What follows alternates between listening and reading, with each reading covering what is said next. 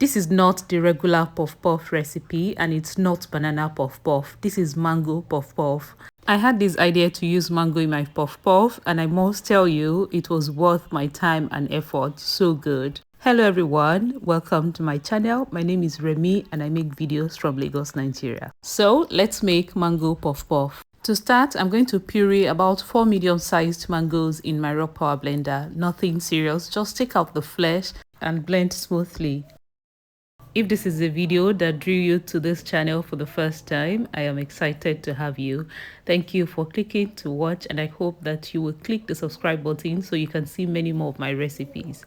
And in a few seconds that was done. I set that aside while I get the dry ingredients ready. Basically everything you need to make the regular puff puff. So I have here 4 cups of all-purpose flour, and to that I'm going to add 4 teaspoons of yeast, 2 tablespoons of sugar, 1 teaspoon nutmeg and 1 teaspoon salt. Everything will be listed in the description box.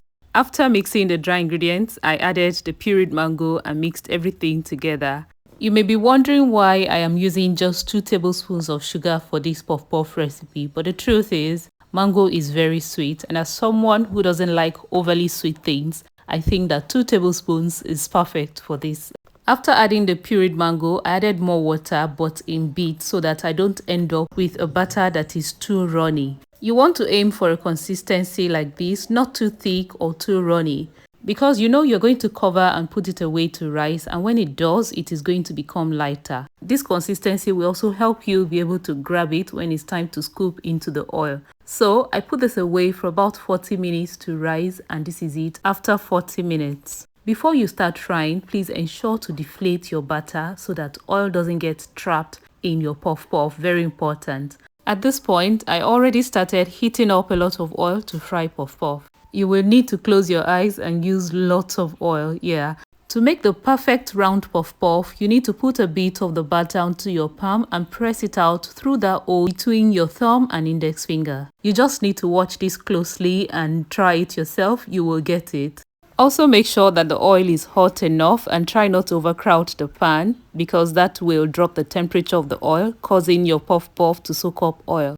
I am also frying these on medium heat so that the puff puff cooks through. Wow, lots of tips in one video. I wish that more people will see this video so we can all make amazing puff puff together. Please, if you have watched up to this point, I hope you have clicked the like button and I hope that you will share this with your friends and family. That's really the thank you can say to me and it will help the channel grow. And in no time, these beautiful golden balls were ready. Let me tell you, I like it. Sweet with a subtle mango flavor. I like it. Will you give this recipe a try? Let me know. Remember the ingredients and measurement to be listed in the description box, so do check it. Thank you for watching this video. Don't forget to like, leave me a nice comment and subscribe if you haven't. Bye bye.